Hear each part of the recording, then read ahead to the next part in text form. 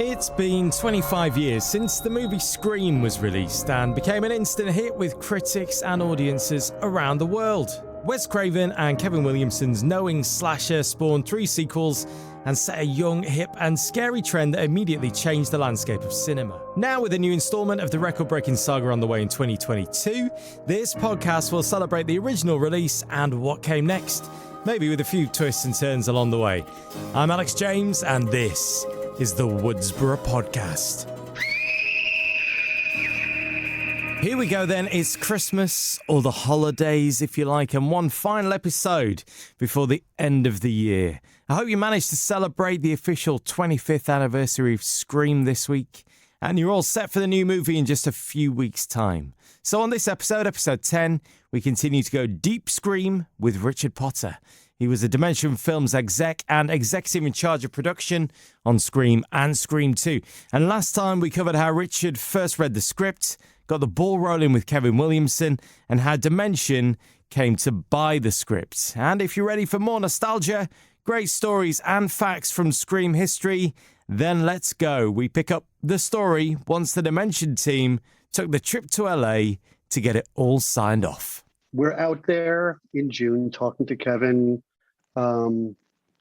having conversations that I think he was surprised by, like really in depth.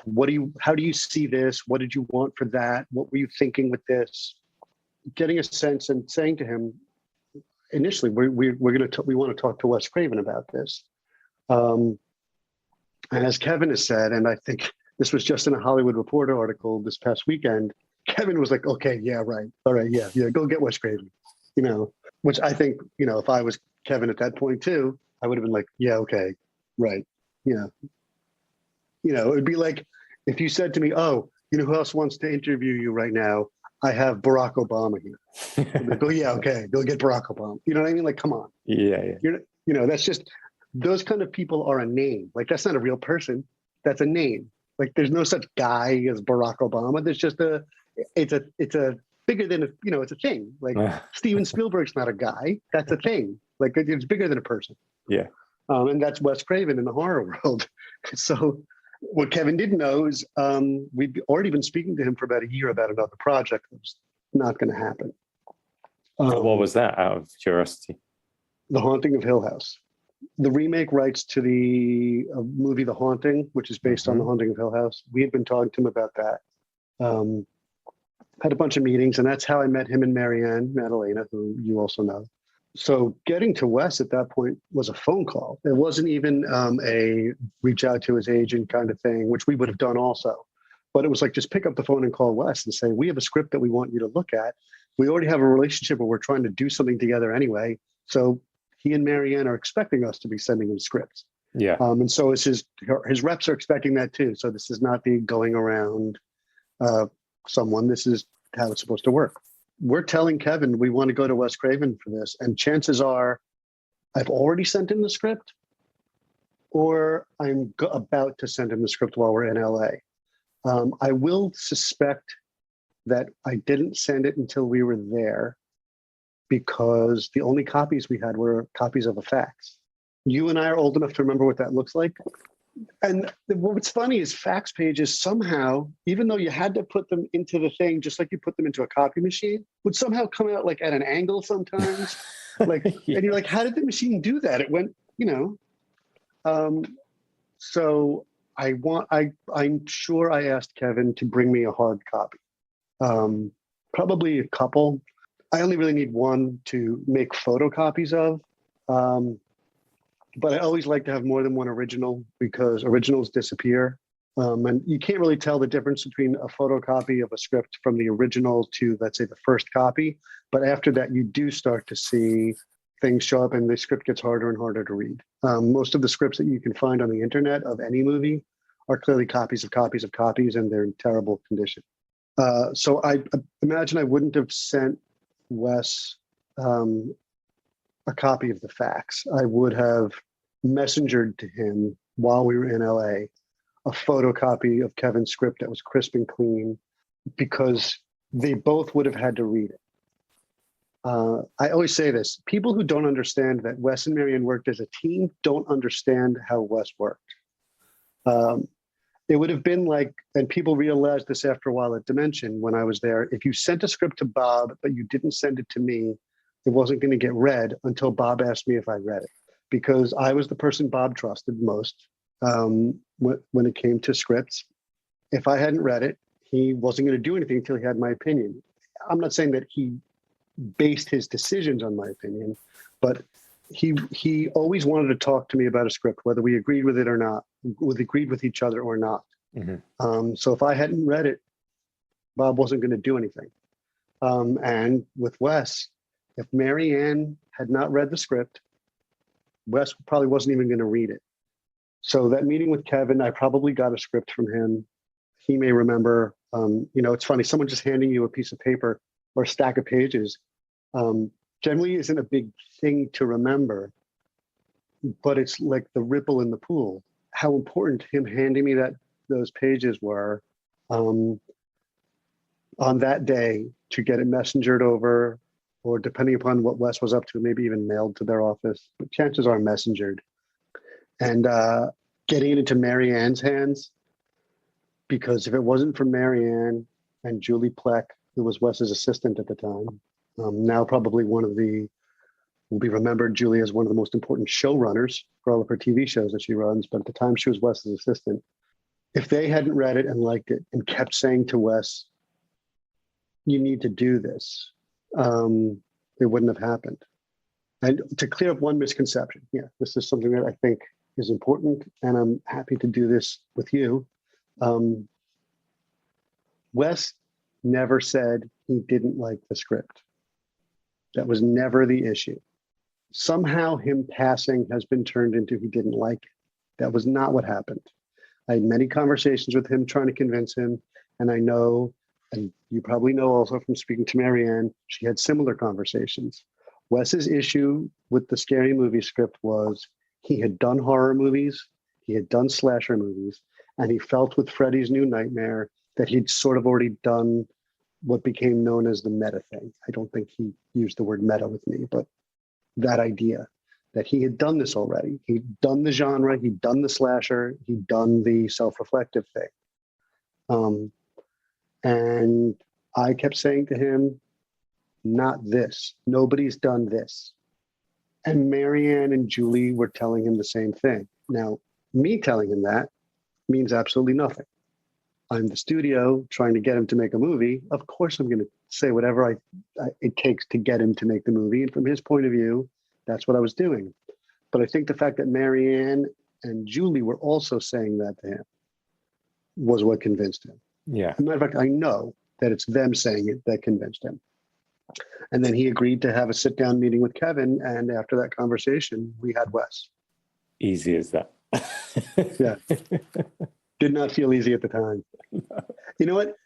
It's funny how when something happened in the past, the truth of it feels inevitable. Mm-hmm. But while you're going through it, it definitely didn't feel like that. Like we were having conversations of if it's not Wes, who we're going to get to, who we're going to go to. Was there who was on the backup list? Was there a backup list? There probably was at the time. I don't remember who would have been on it.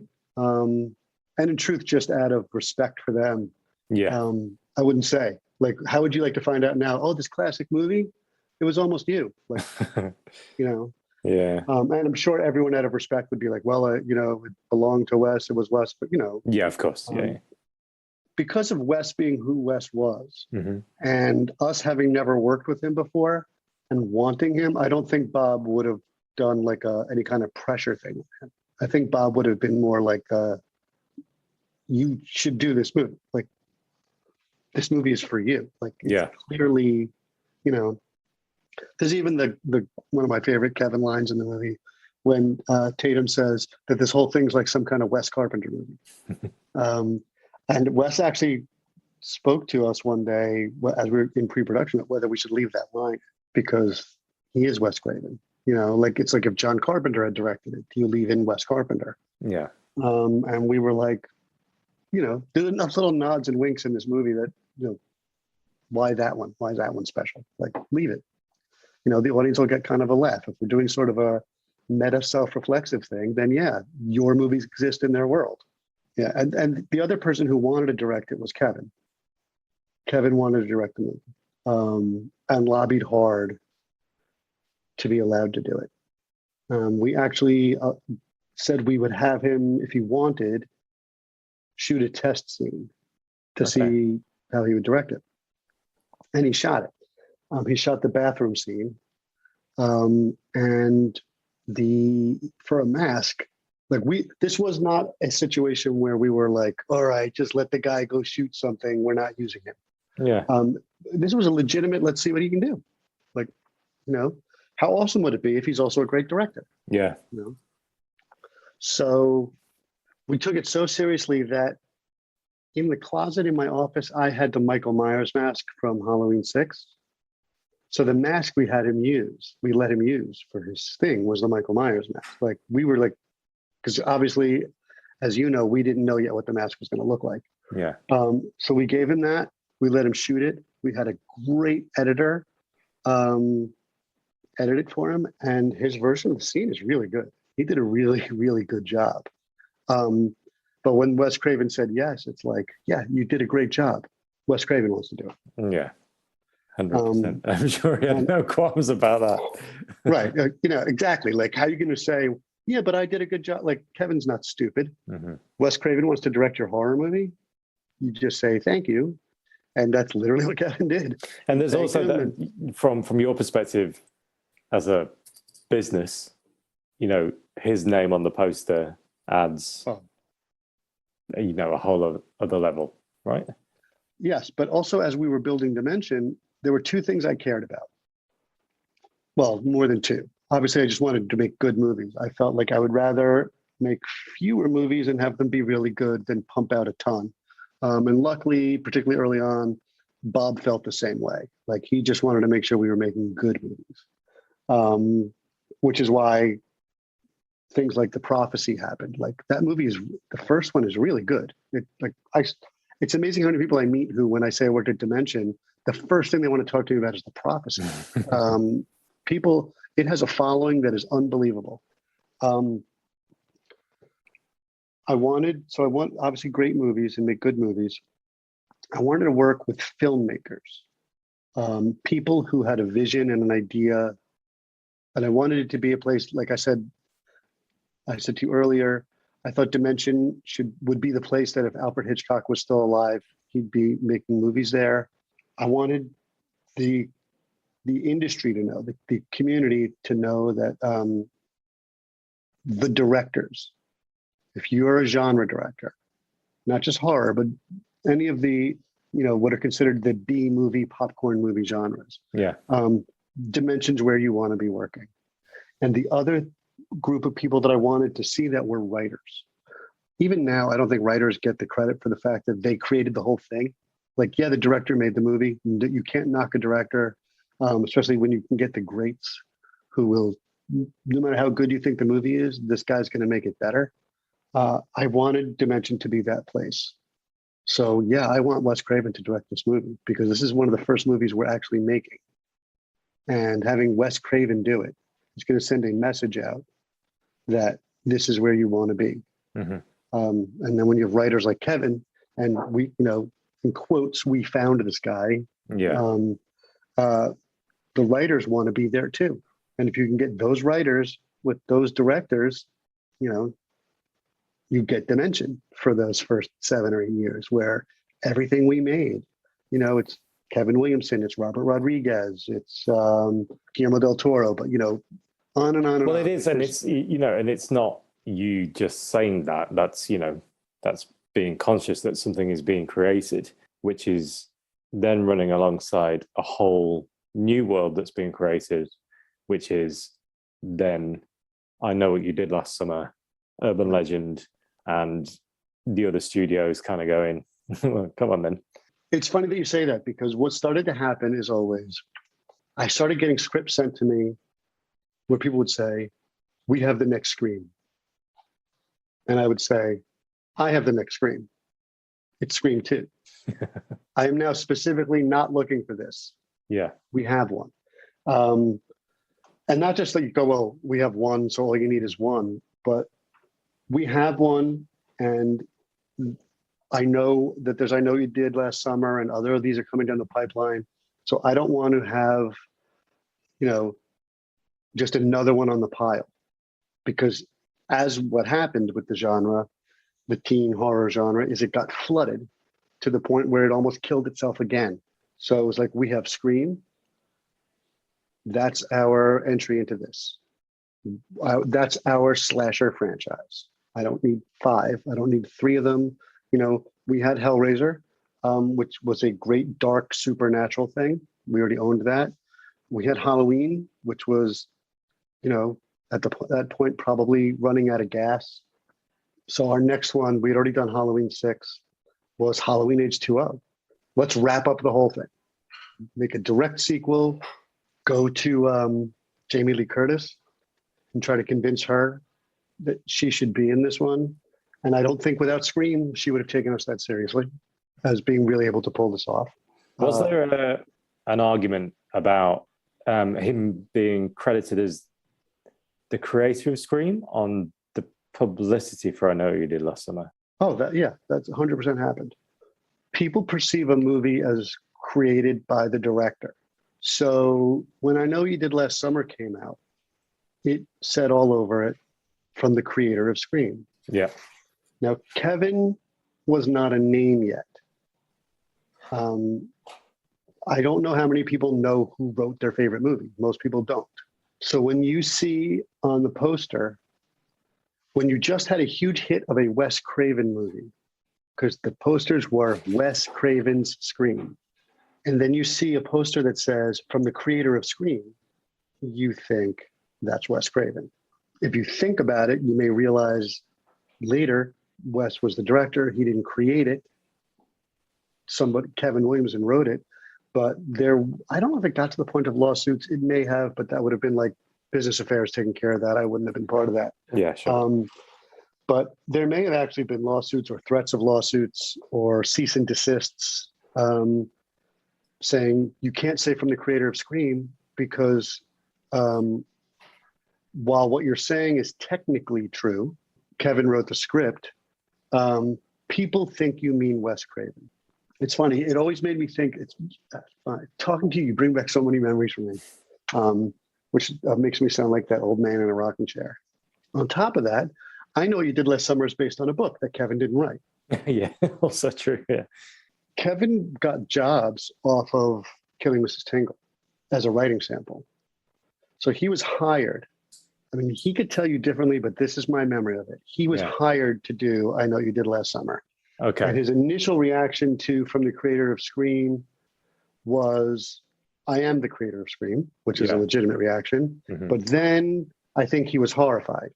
It was not good for his relationship with Wes. Yeah. If he was, I shouldn't pause there because it sounds like I'm saying something else. No. It's not good for his relationship with Wes if he stands up and goes, but I did create Scream. Yeah. It is from the creator of Scream. Because ultimately the movie is created by the two of them. It's his script. This guy's shooting, editing, directing, all of that. I mean, Patrick's editing too, let's be honest. Patrick's a genius editor.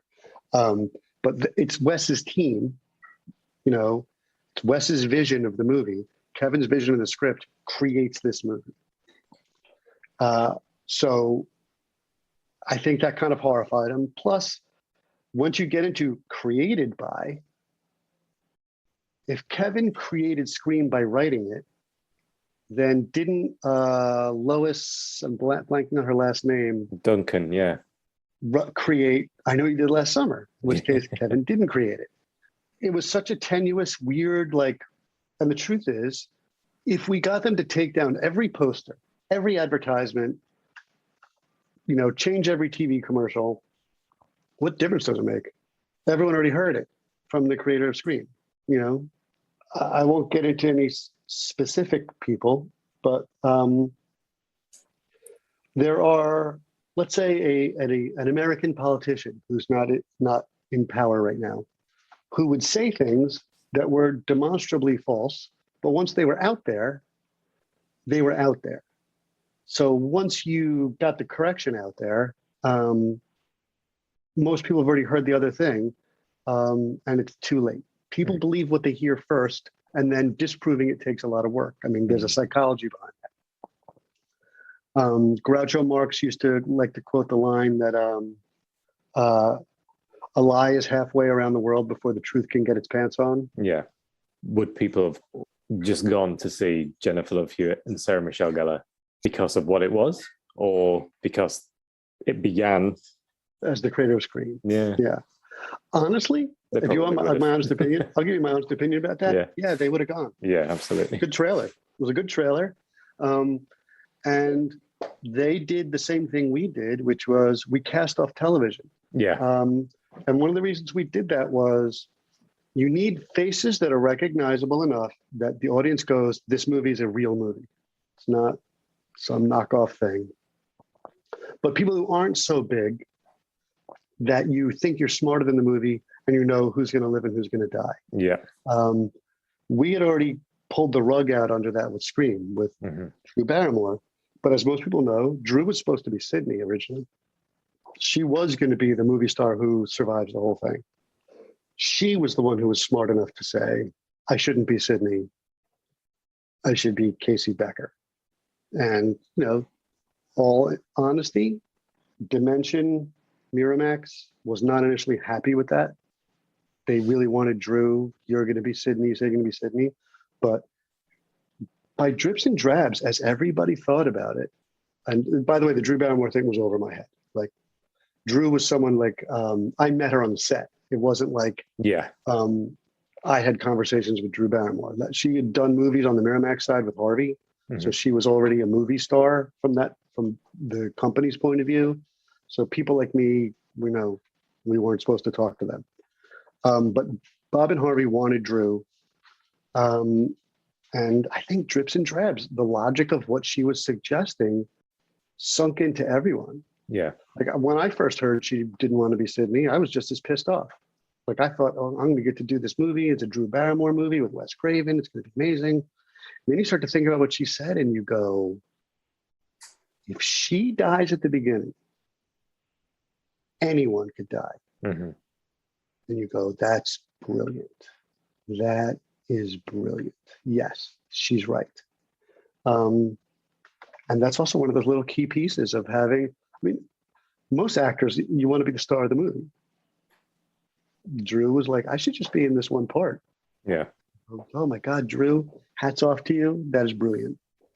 A big thank you to Richard Potter for his time over the last few weeks. We will be having more chat with him in the new year because I want to know more about the stock at Dimension, what it was all like when they were making The Faculty and Halloween H2O, etc. Plus the production story on Scream and Scream 2, of course. Thank you if you've been listening this year. Have a great Christmas and keep your ears and eyes peeled for more episodes of the Woodsboro Podcast very soon. Thank you for listening to this episode of the Woodsboro Podcast. Please rate and subscribe so you don't miss future episodes. And if you'd like to join the conversation, then you can find more on social media at the Woodsboro Pod. And you can find me on social media too at This Is Alex James.